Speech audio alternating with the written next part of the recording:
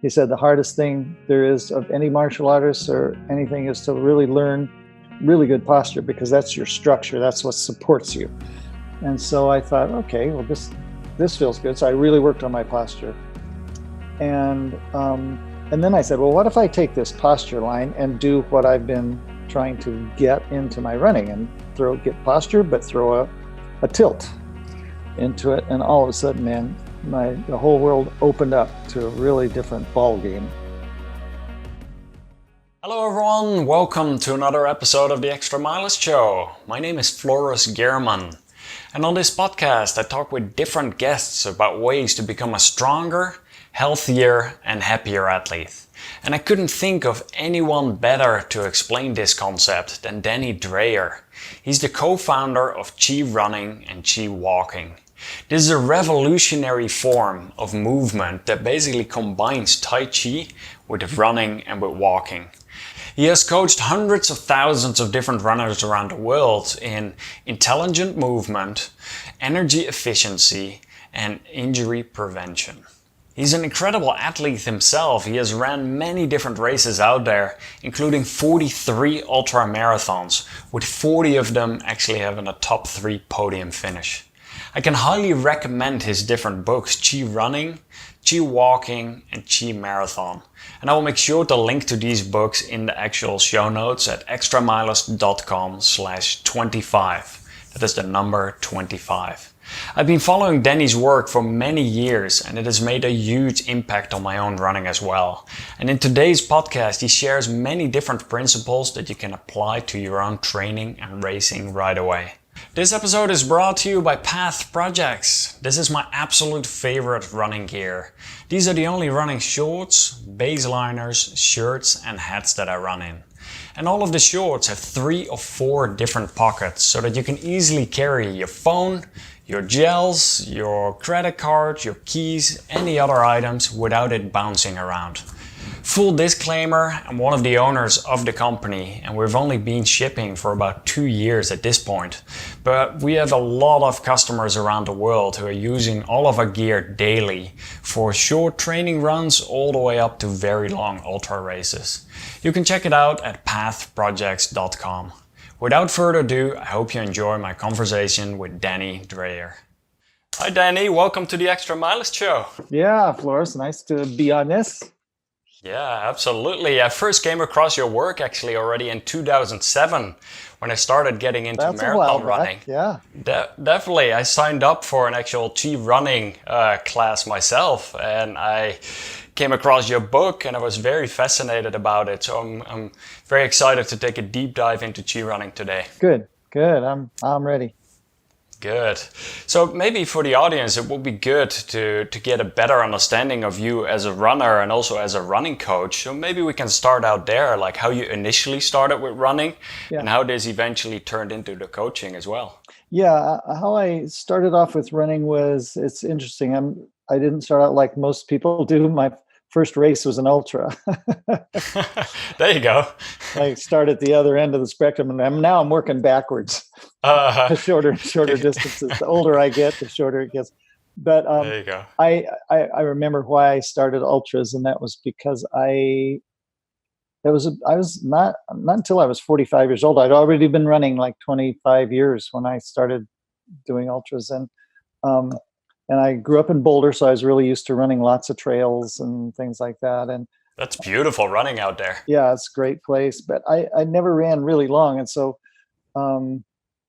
But I don't know if it was a midlife crisis or what, but I wanted to see what distance I could be competitive at. And I thought, okay, I can run an 8-minute mile, or could I be competitive?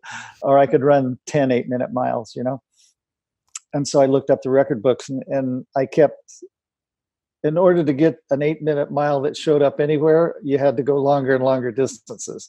So when I got up to 50 miles, I was like competitive nationally if I could do that. And so for the next 3.5 years, I upped my distance, always adding an 8-minute mile.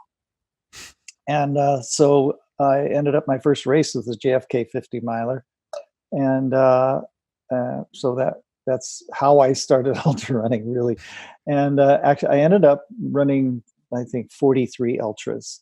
something like that. And ended up, because I followed this system and also worked on my technique, I was able to do pretty well in the ultra circuit. So it was fun intro. And Wow. And then from there on, like, did you already start coaching at that time as well, no, or did that come I later? didn't actually. When I started training for ultras, I was coaching a little kids track team. And they were actually, wasn't a track team. They were doing 5Ks and 10Ks, but they were all mostly under 12 years old or something like that. So Mm. I was helping them. But no, I didn't really start coaching people till 1999, which is actually when I started doing ChiRunning. And so I officially launched it. That's why this year is our 20th anniversary. So 20 years already. yeah, That's amazing. incredible. So it goes by fast. And how did that all come about? How did you develop this chi running method? Well, it was an interesting thing because I was an ultra marathoner. And I've always been fascinated by how the body moves, how it works, and my own body and how it works. And so I'd be out on an ultra and, 30 miles into a 50-mile race, some guy'd come flying by me like he just stepped on the course, And so I watched those people and I watched how they were doing it. And almost every single one of them that passed me was running with this little forward fall. Okay. So I started playing with that. And then, and it really helped to get my, really cooperate with the pull of gravity. But then a few years later, a friend of mine introduced me to a guy in Boulder who came from China and started teaching Tai Chi classes.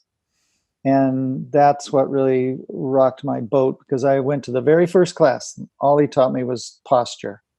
He said the hardest thing there is of any martial artist or anything is to really learn really good posture, because that's your structure. That's what supports you. And so I thought, okay, well, this feels good. So I really worked on my posture.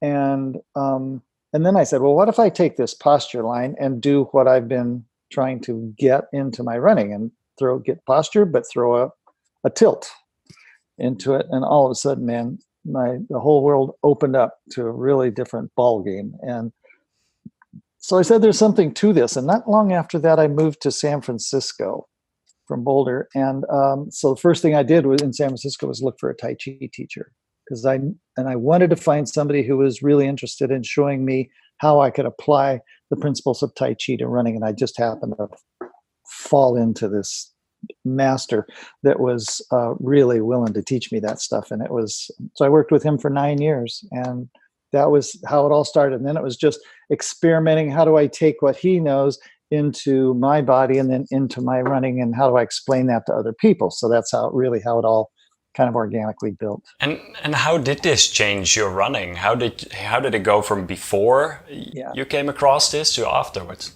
Well, amazing number of things, because I was working a whole different system of mechanics, of physics, of everything else. Because I used to run really upright, and like everybody else, I would reach and pull and push and a lot of muscle work. And so when I first started developing this, I just noticed that everything got easier. And not only that, I noticed that after ultras, especially, there was very little recovery time. So there was some way I wasn't overusing my muscles. I was really using some other kind of leverage, which was really working with the pull of gravity. So if I could let that larger force take most of the workload, and I just do what it takes to cooperate with that pull of gravity, then that's how it changed. And so really short recovery times, and more speed and easier endurance. So I noticed that my breath rate didn't really increase that much. It's interesting because, this is a little aside, but it kind of answers your question. People ask me all the time, so what does it feel like when you're chi running, right? So what I tell them is, it's not what I feel like, it's what I don't feel. And these are a lot of the things I started not feeling as soon as I started developing this chi running. I wasn't feeling. What I don't feel is soreness, stiffness, anxiety, high pulse rate, high breath rate, I don't feel impact. I don't, and so it's just all of those things you associate with running being like this, difficult, gut it out kind of sport started disappearing, really disappearing. And then I said, man, if I could show people how to do this, that would be a cool thing. And just so and your audience knows, I'm still working on it. This is a work in progress, and it's like, you don't take one yoga class and go, I got this. You don't take one Tai Chi class and go, I got this. It's a lifelong kind of study of how can I get even closer, how can I get just that much more efficient, or a little lighter on my feet, or a little bit better range of motion. So anyway, that's kind of how it's developed, is always developing. It is so fascinating to me, the part that you mentioned as well, and it comes across in your work and in your book too, of the trying to run relaxed and not so tense. And even that part, once I started paying attention to that and becoming more mindful in the running, not just with relaxing the shoulders and the body and following the force of nature, but even with the breathing and being more aware of your breath and of your steps and the surroundings, it's all really connected together. Oh, totally. At this now I've developed, we'll get into the ChiRunning school later, but there's a lot of ways I've developed groups of lessons. And so one group of lessons is technique, one group of lessons is conditioning, and one group of lessons is performance. And so people think performance running is all about getting stronger. And that's not my take at all. It's not about getting stronger. Some strength is involved, but that's not the goal, is to get stronger. And when I think about performance, what I do, and I ask people, I go, improving your performance is really a big part involves getting rid of what slows you down. So before you start building strength, before you start doing all your reps and all your aerobics and plyometrics, get rid of what slows you down. Otherwise, all of that training, you're just going to be working against yourself no matter how much training you go through. Right? So when you talk about being able to relax not only your shoulders, but your breath and your hips or whatever, tension is what slows you down. It's what slows anybody down. And so that's why when you look at the Kenyans, they are just not tense anywhere, and there's nothing slowing them down. And you look at Eliud Kipchoge, doing that sub 2-hour marathon. He didn't look like he was carrying any tension at all. So smooth. And when he finished the race, when he finished his run, he wasn't like bent over at the waist trying to recover his breath. He just went around going, "Yeah, this is great. We're good." He turned around for high fives left and right. Yeah, he was not exhausted. Yeah. So what's different with that picture than what everybody else is trying to accomplish when it comes to performance?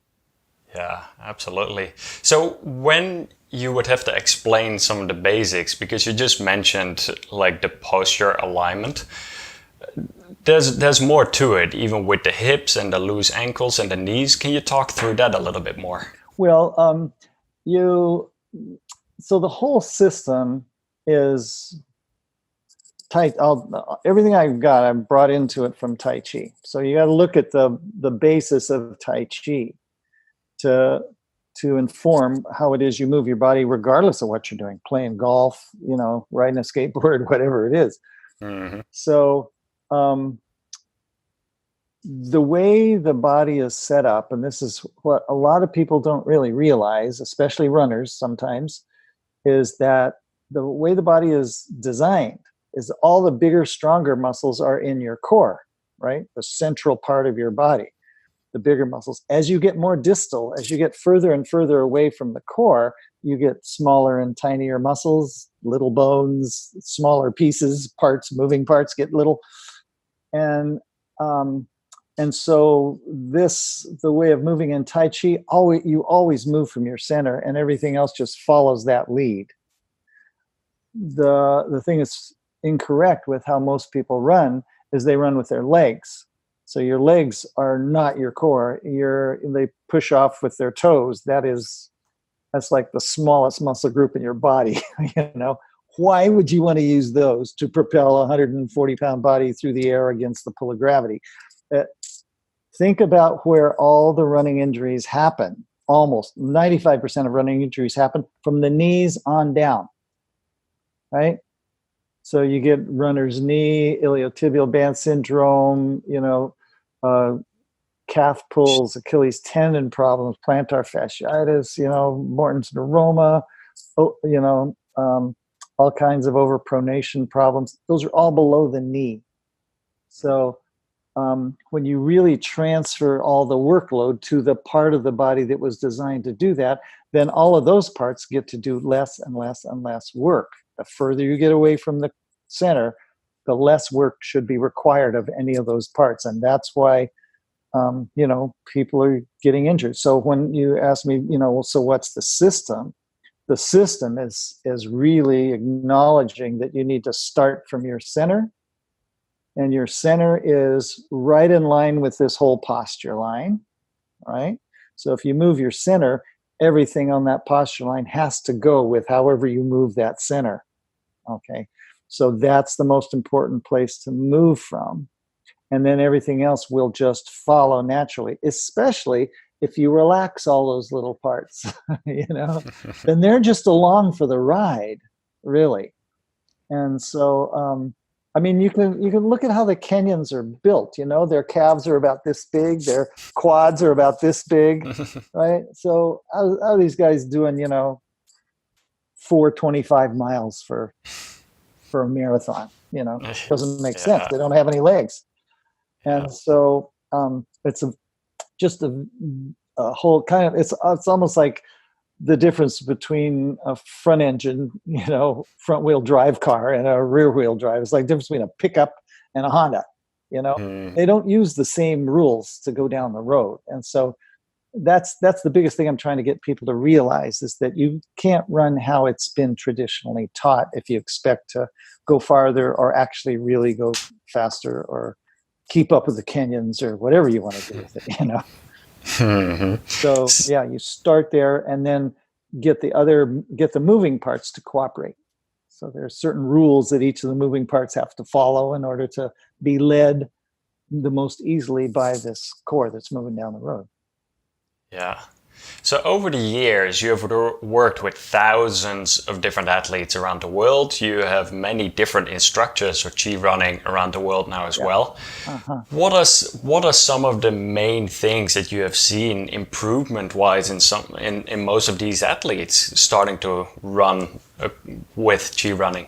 Well, it's a good question because when you mention athletes, the range of people that I've taught over the years goes anywhere from, an 8-year-old to an 85-year-old and from an elite runner on down. So it's not just age, it's ability. And regardless of the ability of the runner, there are plenty of things that you can teach somebody to run more efficiently and to run with less impact.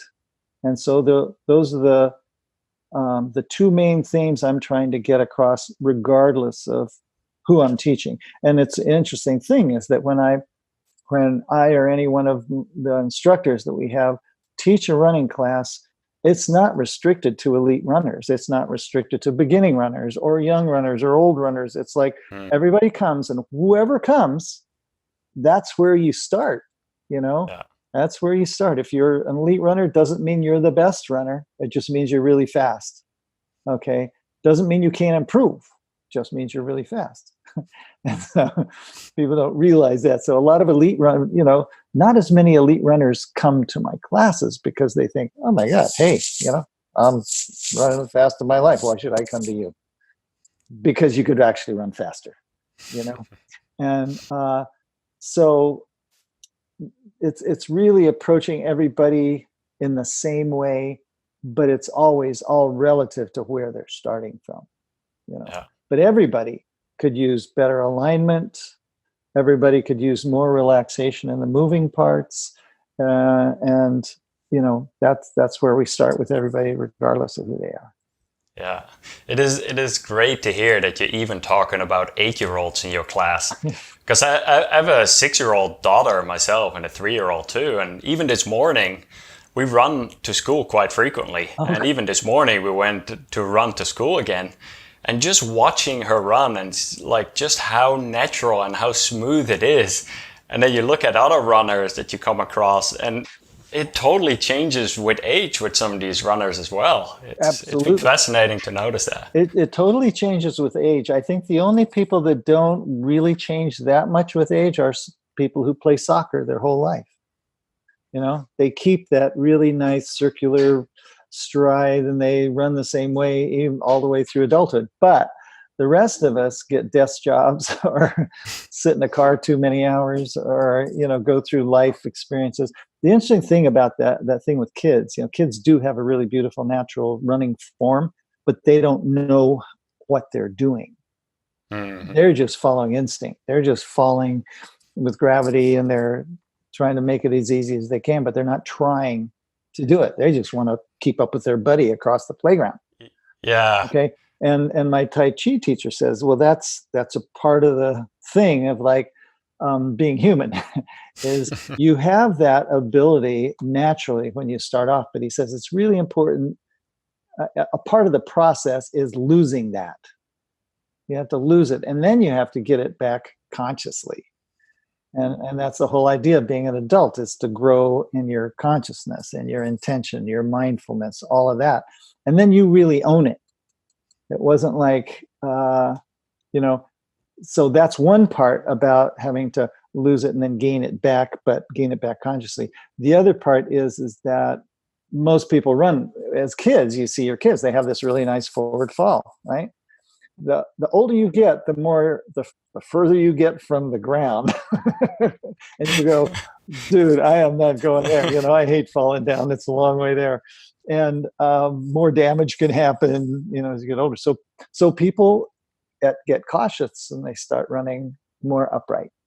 Hmm. And that changes the physics, changes Yeah. everything.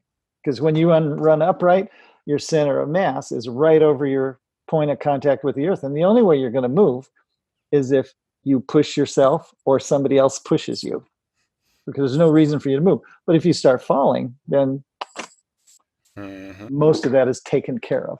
So people always ask me, so why should I learn to run? I've been doing it my whole life.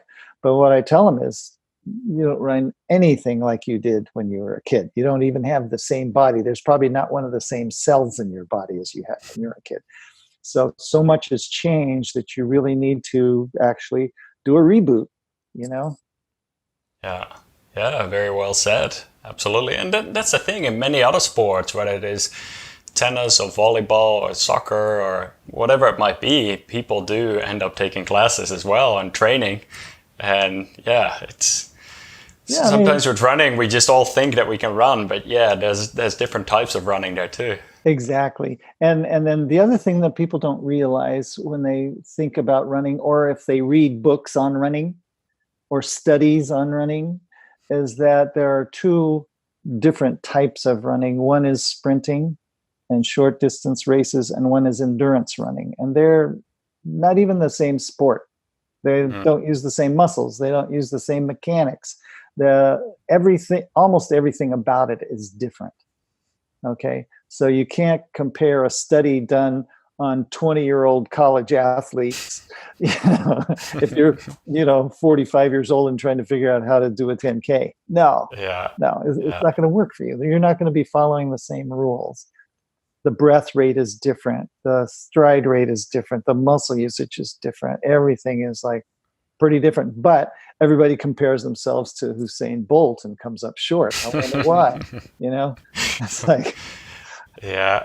You mentioned the breath work is different. Can you talk a little bit more about breathing? Because I've noticed you have mentioned nasal breathing a few times in your work. mm-hmm.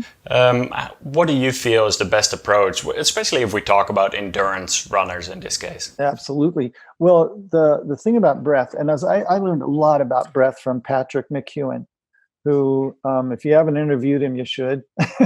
You know, Yeah, I'm adding him to my list for sure. yeah, good, because he literally wrote the book on breathing. You know, Yeah. but he's done all the scientific studies and everything, and between what I already knew about breathing and what I learned from him was that breathing is, I mean, it is as crucial to running as your feet. You know, you have to pay attention to your breathing and you have to breathe correctly. So the main thing any athlete is into is your oxygen exchange, the O2 max. How can you get more oxygen per molecule into your blood so that it can fire your muscles so you can be either more efficient or faster? All right. You got to get oxygen supply to your muscles. So if you're breathing correctly, you can figure out how to get more oxygen per molecule into your muscles. It's a really bottom line physics. But how most people breathe is so inefficient that they don't really get very much oxygen into their muscles. So, for instance, there's two types of breathing. I mentioned nose breathing. There's nose breathing, and there's chest breathing. Okay, a sprinter cannot run as fast as they do with nose breathing. You just can't do it. You can't get enough oxygen. You have to breathe in through your mouth. Okay, when you breathe in through your mouth, you chest breathe.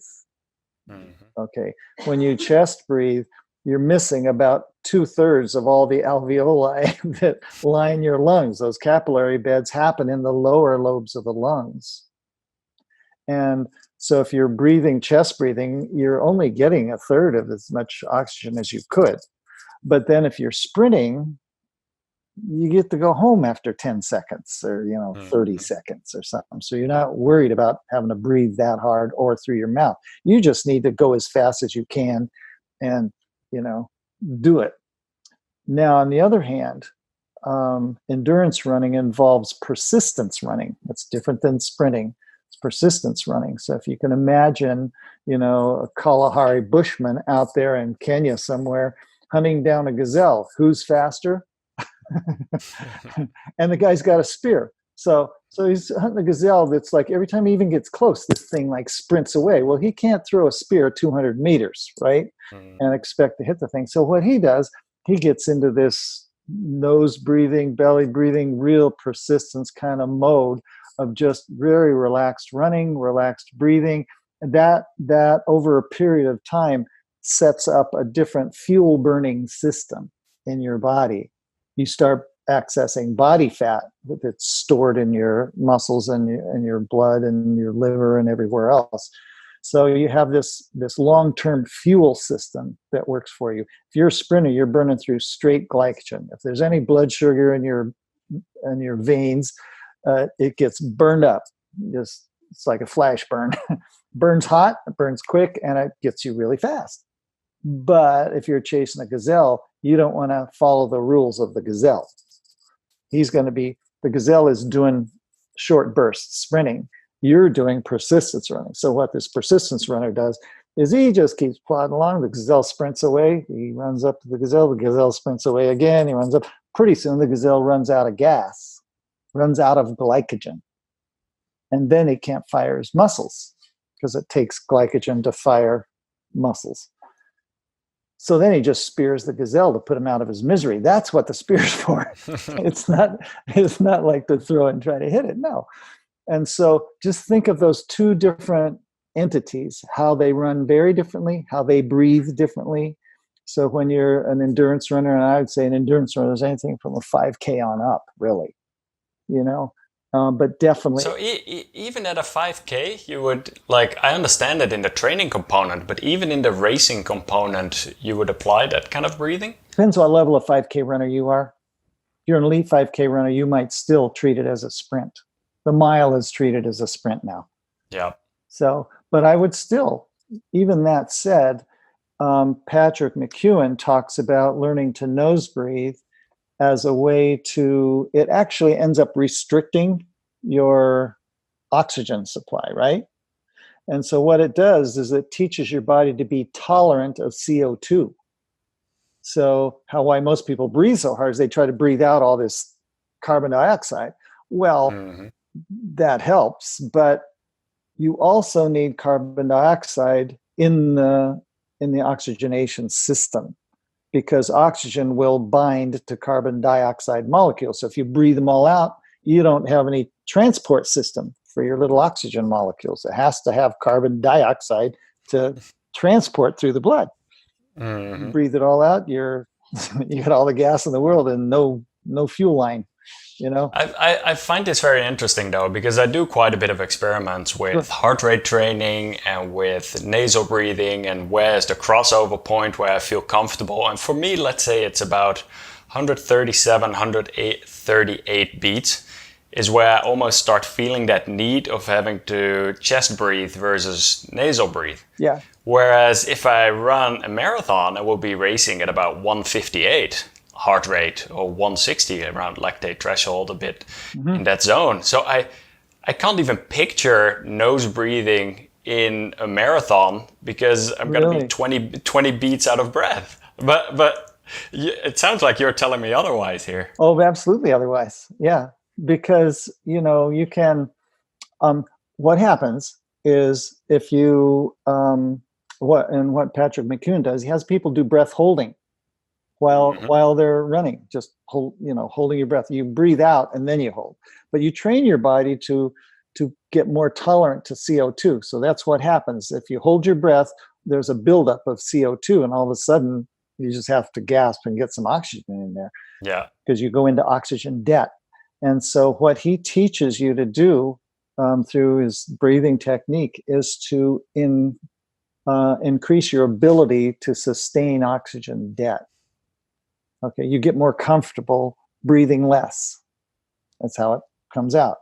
Okay, because if you go into oxygen debt repeatedly and train your lungs to build more extensive capillary beds in your lungs, then even if you take a small breath, that small breath, almost all the oxygen gets transferred into your blood. See, so it's like it is in a way like the metronome system. Keep your heart rate low, and your body gets used to this whole way of working low. Same thing works for oxygen. If you starve your body of oxygen, then when you breathe, your body responds by building more extensive capillary beds, not only in your lungs but along the lining of your muscles, where that oxygen then needs to get put in. You see, so you're changing your physiology. That's very interesting. I'm excited to start experimenting with this more as well. Yeah, and then there's a difference between belly breathing and chest breathing, right? So if you breathe in through your chest, you don't get as much oxygen. If you belly breathe, you get the oxygen, whatever oxygen you do get, deeper down in. And then there's nose breathing and mouth breathing. So most nose breathing is associated with belly breathing, and most mouth breathing is associated with chest breathing. And there's one more little caveat with that, is that when you nose breathe, it really sets up the parasympathetic nervous system gets triggered. And then your body starts producing, serotonin, the relaxing, runner's high, and endorphins and all that stuff. So it's a relaxing mode. It's a sustaining mode. On the other hand, as soon as you chest breathe, your body knows it's an emergent situation. So it starts burning glycogen because it needs to access that. So you get adrenaline, cortisol, all these other things fusing through your body. That is a really different body response to the demand. So if there's very little demand, but it's over a long period of time, that's nose breathing, belly breathing. If it's sprinting, it's mouth breathing, chest breathing. And so that's why on every level they're different. This whole breath work is so fascinating. I had a deep conversation with Wim Hof about this on one of my past podcasts as well. And obviously he's really into the breath work and the cold exposure and everything as well. But there's absolutely a lot about it. And even becoming aware of your breathing while you're running, because sometimes that's why I very often don't run with music or podcasts or anything. I'm just out there running and listening to my breath and how it's all in line with the cadence and everything. Yeah, a lot of what I teach with all my classes is body sensing. That's the biggest skill you could ever get. is body sensing, and you can't do that if you're distracted with other things. And so you turn the focus inward, and you can feel how your body works, and you feel where it's efficient, where it's not, how you're breathing, how you're not breathing, how you're paying attention or not. So much can go on if you want to be mindful about it. And some people just go, I just want to run and blow off steam, and well, that's okay. But if you really want to do it well, you can do it well and also go out and blow off steam. And by the way, come back more relaxed than when you left, or with more energy than when you left, or, all these better things. If you pay attention to how you move, the more you practice it while you're running, the better it gets while you're running. And so when you finish running, what is there to recover from? You just spent a whole hour or hour and a half, increasing your blood supply, of breathing better, of relaxing more, of improving your posture, of strengthening your core. I mean, what's not to like about that, Yeah. And so that's but a lot of people are resistant to being mindful. Yeah, especially in this 24/7 connected, everyone on their phone nonstop. It's so important. I saw your Mindful Monday videos where you actually talked about taking a minute out of your day just to be more in sync with your body. I really enjoyed that. They're fun. I've liked doing those because they're not about running. They're really, I've taken them from my running. I've learned them. But then if you can learn what it is you practice internally, your internal practice when you're moving, and translate that into your life, all of a sudden these principles start working, to actually improve your quality of life. And that's underneath all of it. That's really what I'm shooting for. When I'm trying to teach people, I want to show them how to actually improve their quality of life, instead of most runners their quality of life goes down if they try to go too fast or too far, or don't prepare enough or anything. Yeah. Let's talk about cadence for a bit, because when I think back about my initial experience with ChiRunning was the metronome. Yeah. And many of us in the training program were running with a metronome set to, I believe, 85 or 90 beats. Yeah. Talk a little bit more about the integration with ChiRunning. Yeah. Now the metronome is an interesting thing, and it's probably one of the best teaching tools I've ever had. I'm not a gearhead. I don't go out with heart rate monitors and all kinds of stuff, but that metronome, I tell you, and it really works. And what it does is that, so first of all, the ideal cadence for human beings, if there is an ideal, usually falls between 170 and 180 strides per minute. So when you said 85 to 90, that's counting only one leg. So if you count both feet, 170 to 180 strides per minute. It's about average. And I've seen the science on this, if you get slower than 170, you're spending more time in contact with the ground, which means more time in your support stance, which means more muscle usage to support your body over time. Okay, so if you're doing a marathon, those little fractions of seconds add up to a lot of just standing on one leg, right? Mm-hmm. On the other hand, so that's muscle usage during the support stance. Now, if you're going over 180, then yes, your contact time shortens. But when you go over 180, you start using muscle to turn your legs over faster. That's another muscle usage, a different type. One's support, one's propulsion, turning your legs over. And so most people fall within that 170, 180. And taller people kind of drift towards the slower end because their legs are longer pendulums. That makes sense. Longer to swing. And then shorter people have shorter pendulums and they can go faster. But the metronome, what it does, and what I'm a big proponent of, always having the same cadence. Cadence stays totally solid. And what most sprinters do is the opposite. As they run faster, their cadence turns over faster. And for a sprinter, that's necessary. You have to do that. There's just no other way around it. But for an endurance runner, what's really important is economy of motion. So you really want to have a very economical cadence, one that's matched to how you run, hopefully between 170 and 180. If it's matched, then if you want to go faster, you remember this forward fall. If you want to go faster, fall at a little steeper of an angle. That's it. That's the only thing you need to do. You don't need to push harder. You just need to fall steeper. If you fall steeper, gravity is going to pull you even faster. But at the same time that you're falling more into the pull of gravity, you need to relax the moving parts, meaning your arms and legs, right? So if you relax the moving parts, that means your stride opens up. It's a longer stride. If you have the same cadence and you relax your legs to where you get 2 inches, 3 inches per stride longer because you're really relaxing that leg, then the same cadence, but more distance in the same period of time equals speed, right? If you want to go at different speeds, it's like a car. How a car is designed, or most cars, with the exception of like the Prius electric cars, because they don't have a transmission. But a car with a transmission is designed to be the most economical. You get your best gas mileage if your engine's turning over at like 2,500 RPM, right? So it's doing 2,500 RPM in first gear, you're moving really slow. 2,500 RPM in second gear, you're moving faster. 2,500 RPM in third gear and fourth gear, whatever gear you're in, you're more economical if you can keep that engine turning over where it's designed to be the most optimal. So in the human body, you want to have that same, for the same reason, you want to feel like, okay, my optimal cadence is comfortable for me. It feels really good.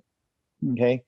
If I can get used to how good that cadence feels, and then if I want to go faster, I just fall forward a little bit more, but relax my legs, then I have the same comfort level with a longer stride. Same cadence, same comfort level, longer stride, because I'm relaxing more. So what have I done? I've just shifted to a higher gear within the same effort range, or close. But it's not like my perceived rate of exertion is going to go through the roof if I get into a fast run. It's going to just very slowly, incrementally rise. It's not going to be like a sprinter. Because if I'm a distance runner, I don't want to have to maintain anaerobic, running forever. You want to keep it within your aerobic capacity, and ideally within a really good comfort range. I mean, Eliud Kipchoge was in a comfort range that was really worked for him, and it just happened to be really, really fast. But he had to get himself to the point of being comfortable at that pace. Okay, and so that's what this is. It's really, you use the metronome to keep a very steady cadence. Then if you want to go faster, you just fall forward at a little steeper angle. The cadence stays the same, and it forces you to relax as you go faster. That's the cool thing about it. It forces you to relax. If you go up a hill, downshift. You get a shorter stride, same cadence. So you're shifting like you do in your bike, shift to a lower gear, you go up the hill, it still feels the same. It's that range of perceived rate of exertion stays just within a very tiny window instead of like all over the place. Yeah, that's so well said. Because I do hear from time to time different questions coming up about this of like, hey, I'm trying to run in this optimal cadence zone of 170 to 180, but my heart rate is going up more and more the harder I try to get my cadence up. But you explained well that doesn't have to be the case. It's the lean forward where it does make a difference. Yeah, if the big part is falling forward more, but the biggest part, the reason why their heart rate goes up is because they think they need to push harder to go faster instead of relax more to go faster. Mm-hmm. And if you relax more, your heart doesn't have to work as hard, and then your heart rate doesn't go up. And then you can breathe through your nose, even for a marathon, because you're not breathing that hard. You know what I mean? It all starts adding up. Mm-hmm. Yeah, absolutely. And this kind of goes hand in hand with cadence to some extent as well, with natural running. What are your thoughts on the right type of footwear that's optimal for runners? Okay, so I have a rule. I had to come up with a rule because, I have to have something to base what I say on, right? So made a rule. So my rule is, yeah,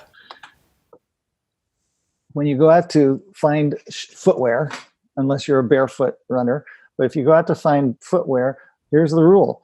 You want to wear the least amount of shoe you can safely run in, given how you currently run and the distance you currently cover. I'll repeat that. You want the least amount of shoe you can safely run in.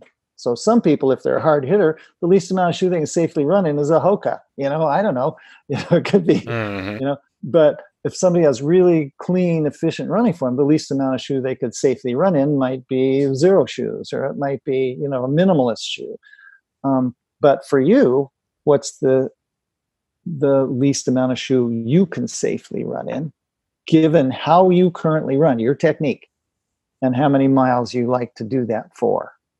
And that pretty well will answer almost every single question about shoes. Now, that being said, there are actually starting to becoming, the shoes are starting to be designed in a way that is actually taking the foot into consideration, which sounds crazy.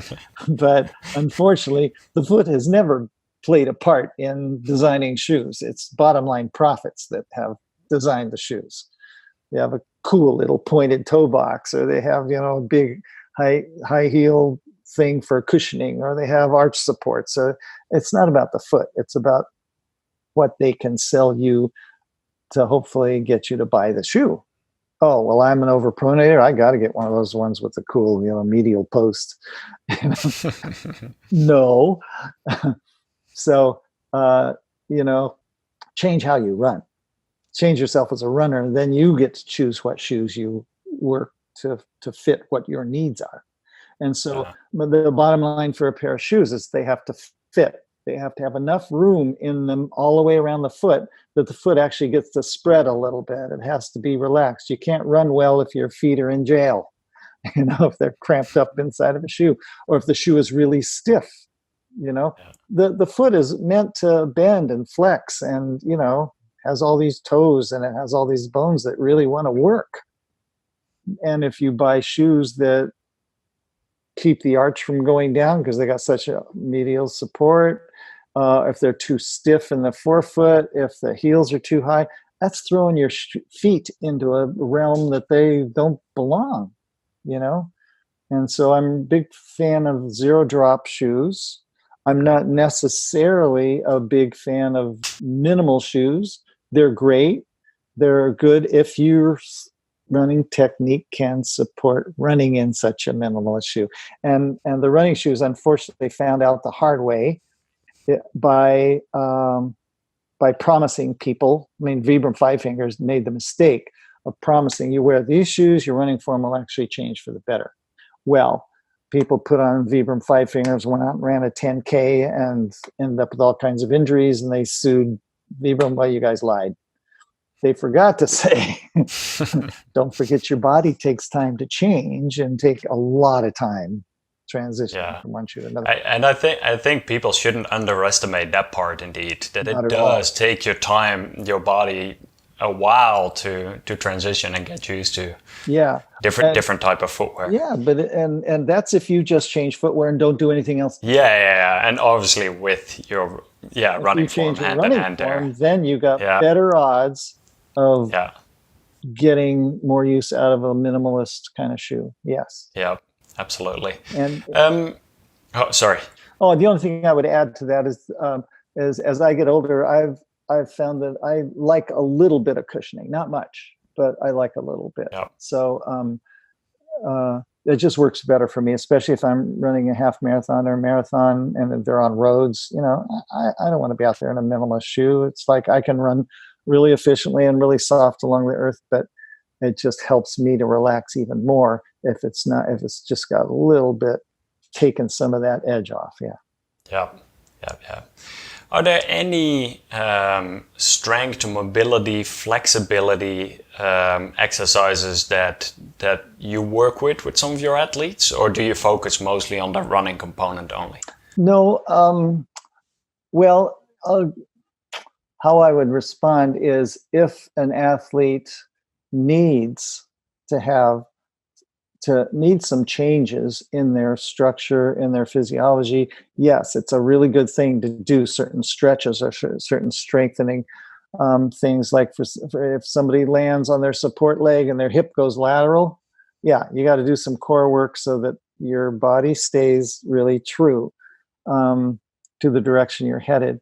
If somebody's feet are weak, yes, you have to do, exercises to get their feet stronger. So then then their plantar fascia works like it should, their ankles flex like they should. And most of the time, I don't across the board just say you need to do strengthening. But what I do rely on is that I teach people how to move their body as cleanly as I can. Okay, so the three things that I teach people, well, there's two, but one of them has two parts. So alignment and relaxation. Everybody needs to be aware that they need to have their body aligned and they need to be relaxed in their movement. If you don't do one of those two, you're going to run into trouble. Within alignment, there's two types of alignment. One is postural alignment. So that's your support stance. Your bones got to be supporting your body, not your muscles, right? That's more economical over a long term. Okay. And the other part is directional alignment. So there's not just postural alignment. Directional alignment is like, how do you move your body forward? You want to have the least amount of, basically what I say is, I have another rule. You want to have as many body parts as possible headed the same direction you are. Pretty basic rule. But how many people, swinging their arms side to side, or their upper body goes like this when they run? I see it all the time. Go lateral, or their feet splay out. If you can clean up all of that stuff, it naturally strengthens all the muscles that are weak and causing that. You know what I mean? So if your feet splay, and every step you take, you're rotating your entire leg to where your foot points forward, you know what muscles are going to be strengthened? Your adductors, those muscles that are too weak, which is why your legs can't go straight. So I rely a lot on people, if you can stick with a very clean technique, all the muscles that are required to do that get strengthened naturally. You don't have to go to the gym. You don't have to do all this extra stuff. But if you are weak enough that you can't even go to that more efficient mode of running, then you need to do strength work. Yeah. Right on. Otherwise, it's fun because the more you practice it, the stronger you get in the muscles that need to be stronger, and the more relaxed you get in the muscles that need to relax. It's amazing how it just kind of everything rebalances itself. Mm-hmm. Yeah. So the person who actually introduced the two of us is Emilia Frabel, and she is part of our Extra Milers community and the Marathon PR training program, but she's also an instructor for ChiRunning. Yeah. And so I've realized that you have a lot of different ChiRunners out there. Can you tell a little bit more about your ChiRunning instructor program and where people can find out more about some of these classes? Yeah, absolutely. We have an instructor training program, and we do it two different ways, teach instructors. One is we have about once a year, I teach an instructor training. And I live in Asheville, North Carolina, so I'll have a training here. And the other way to do it is for people to do one-on-one training with one of our master instructors. Okay, so some people can't make it out here to do a whole training, so they work with somebody in their area if you happen to live near somebody. But what it is, the instructor training is very thorough because we obviously want people to be really good teachers if they're going out, because it's kind of a complicated system, but it doesn't have to be. It's how you teach it that makes it either complicated or not. But there's a lot of parts, a lot of moving parts. And so we want to make sure that our instructors are really up to speed with how to integrate all those parts and get somebody, regardless of what level they are, how to get them to move well. And so there's a 3-month home study where they get, potential instructors, they get an instructor manual, they study the lessons and how to teach the lessons, they practice on friends, and then they come to a 4-day instructor training, which is then where we teach them how to become really good instructors. They learn the materials, they bring that with them, then they learn really how to get it across, how to watch people, how to correct people, how to demonstrate different exercises and stuff. And then after they go through that, then there's this certain requirements to be able to become fully certified, and it's not a huge big deal. It's just lots of practice. So we want our instructors to be really good. So I'm having an instructor training here in Asheville on April 30th to May 3rd of this next spring.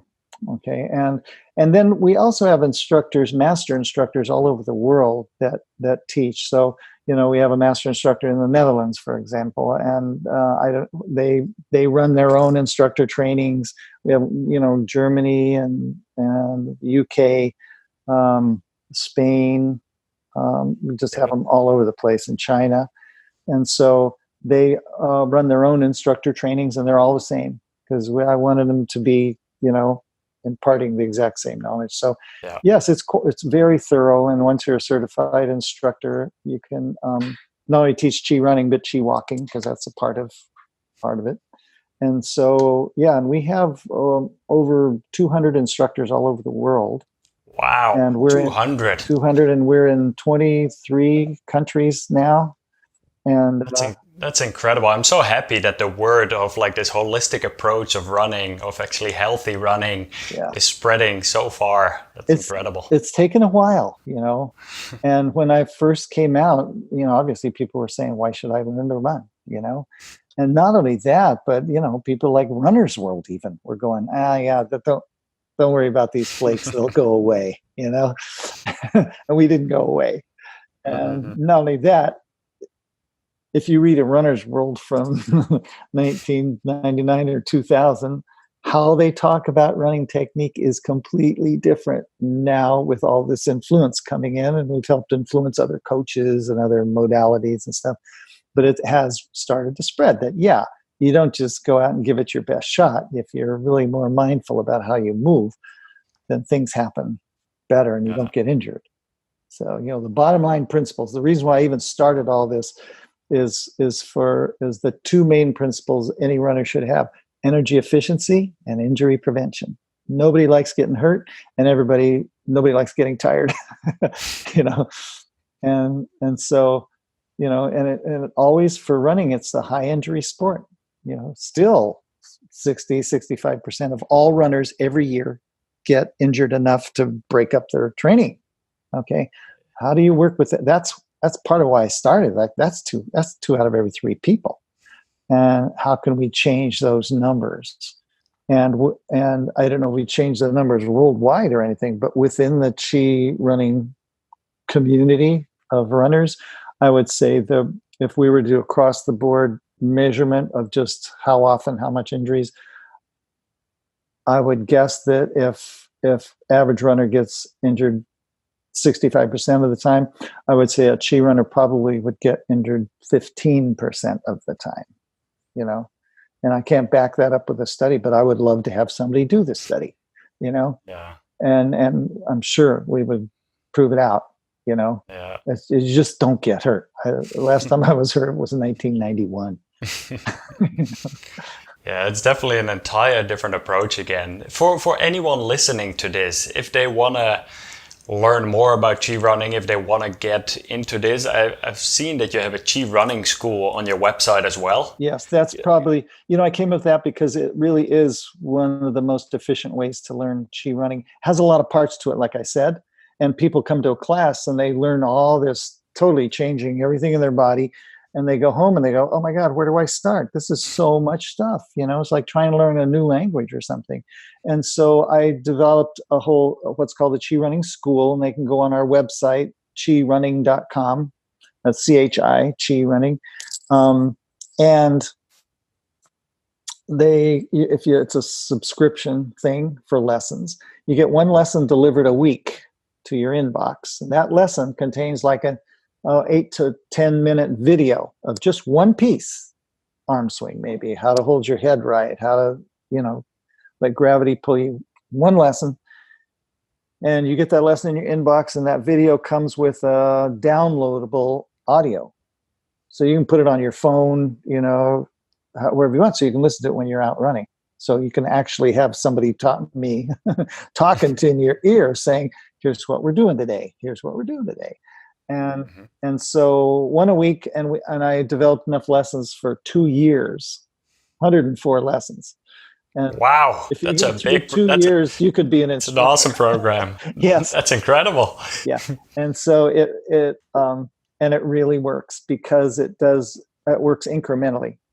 And the whole thing about learning how to run differently or better or be mindful, the whole thing is all about brain training. Because however you move your body, your brain is set up to move it with a certain neural pathways working. Well, what we're doing is trying to alter those neural pathways to where something different happens than used to. And eventually you do this, repeat it enough, the old pattern falls away. Those neural links get dissolved. And all of a sudden, that's how you've established a new habit of moving and everything. So this ChiRunning school does this 1 week at a time, and it's so effective. And then the longer you go, the more of these little audio clips you can add into the file on your phone, and you just go out for a long run, hit shuffle, and I'm just going, let's try this, let's do this, let's do this, Perfect. So, and it's been really successful. So yes, and there's different levels to join at and things like that. That sounds good. I'll make sure to link to this program and to the instructor courses, and also to your 3 books. You wrote ChiRunning, ChiWalking, and ChiMarathon. Yeah. And I'm very impressed by those books. I've read them myself, and I can absolutely highly recommend them. So yeah, the thing with the marathon book, it's not just about training for a marathon. It's how to train in a way that is more holistic and is really mindful about training. And people don't train mindfully. They just go out and put in miles and think that that's and it might work, but it might not. And I've seen plenty of times when it didn't. So it's all about technique-based training and combining that with race-specific training. So you're always working on your technique. You're always working on the specifics of the race you're going to be doing. There's a hill at mile 3. You want to be ready for it. How do you run that hill? What technique do you need when you get to the hill? When you go down the other side, what technique do you use? Because people think you run with the same technique throughout a race, and it's silly. One takeaway for me that I will share is after coming across your work, I started to realize the importance of relaxing, even in my race environment. Yeah. And I remember very well sometimes when I get to mile 20, so 32K into a race, and I feel that I'm getting tense. And I tried to just tell myself, breathe natural, breathe normal, and try to relax. And all of a sudden, you start noticing almost this lift off your shoulders, and you just run much more smooth again. So that's just one of my takeaways from your work. So yeah, my favorite tagline is create the conditions for energy to flow. Yeah, that's what you did. You just relax, then energy can continue flowing. If you get tense, energy can't flow through tension. Yeah. So yeah, it's an easy one to remember.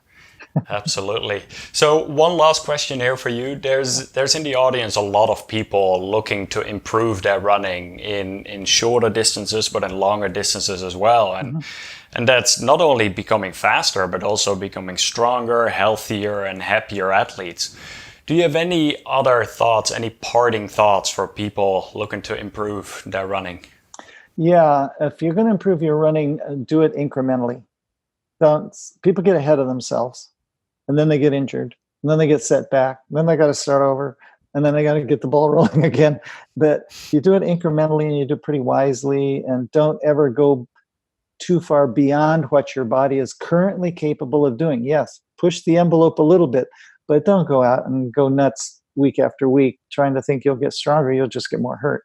And so I would suggest anybody who wants to either get faster, go farther, just make those increases well within your capabilities. They could be just beyond what your body conditioning can handle, but don't take such giant leaps. Had somebody email me this morning about, I just twisted, I injured my ankle 2 months ago and I want to run a half marathon next month. And I'm going, no, I think you need to, like, first of all, heal your ankle, and then practice running on the flat, and then add in hills. And then, I mean, people don't realize that your body takes its own time. You can't make it heal faster or run faster just because you want it to, So anybody who wants to improve, do it deep from your structure, from your movement habits. Start there. Don't go for a time goal. That's danger. Absolutely. Very well said. Danny, thank you very much for sharing all of your insights. I'll make sure to link to all of the different items discussed in this podcast. I appreciate that, Floris. Yeah. I absolutely hope we can continue the conversation at some point again. Oh, there's way more to talk about. I'm sure. All right. Have a good rest of your day. Okay. Thank you. Wow, that was a lot of great information right there. Thank you for listening. I would love to hear from you. What was one key takeaway from today's episode? Please let me know in the comments. And before I share with you one of my key takeaways and how I apply this to my own training and racing, I want to let you know that today's episode was brought to you by Path Projects. It is my favorite running gear. And so you can find out more at pathprojects.com. Moving on, so Danny mentioned in this podcast that 170 to 180 cadence was ideal for most runners out there. When I took this weekend the cadence meter to the track and actually looked while I was doing a 2-hour extended math test, I was warming up for 2 miles for about 15 minutes and then I started an actual math test for about 2 hours. I started looking at what my actual cadence was, and it was anywhere from 184, 186, sometimes even 188. Knowing what Danny had just shared, I want to bring that cadence down a little bit more towards the 180 zone. So what I did is I worked with the natural force of nature. I started leaning forward a little bit more. However, I started to relax a little bit more as well, and so I opened my stride. And by having a stride a little bit longer, about 3 inches longer, so whatever that is, about 10 centimeters longer, all of a sudden I noticed I was running at the same effort, but my actual speed ended up increasing by about 5 to 6 seconds per mile. And so I'm using less muscle power at that point and more of a force of nature. At the other side of the spectrum as well though, I do hear runners quite frequently saying, like, my cadence is only 160 or 165. And as soon as I'm trying to increase that cadence, my heart rate is going up. So in this case, actually what Danny described as well is if you focus on the lean forward, the force of nature, and you relax the body, you are able to run at a higher cadence without necessarily having your heart rate go up. So this is one of those things where you do take some of these lessons that are being mentioned in the podcast and you apply it to your own running as well. So I would love to hear from you if any of these lessons apply to you. So please let me know in the comments. Many more podcast episodes are in the works, so make sure that you subscribe and you'll be the first to know when a new episode drops. Thank you for listening and I hope to see you again at the next one. Bye now.